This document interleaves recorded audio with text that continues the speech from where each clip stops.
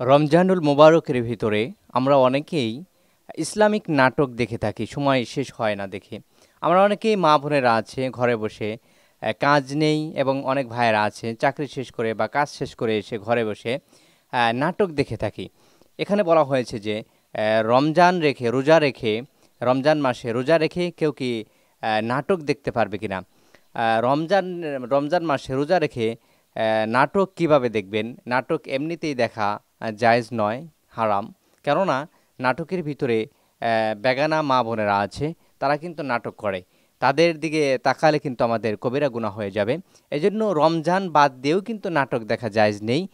আর তো রমজান মাসে অযথা সময় নষ্ট না করে, নাটক না দেখে, সিনেমা না দেখে আল্লাহর তাসবিহ পড়ুন, কোরআন তেলাওয়াত করুন এবং কি বেশি বেশি জিকির আজকার করুন এবং কি অন্যান্য আমল করতে থাকুন। তাহলে সারা বছর 11টি মাস আপনি যে গুনাহ করেছেন, এই গুনাহ থেকে কিন্তু আপনাকে বাঁচার একটাই পথ রয়েছে, সেটা হলো আল্লাহ পাক রব্বুল আলামিন এই রমজান মাস এমন একটা মাস রেখে দিয়েছেন, মানব জাতির গুনাহকে পুড়ে ছারখার করে কিন্তু শেষ করে দেওয়ার মাস হলো রমজান মাস।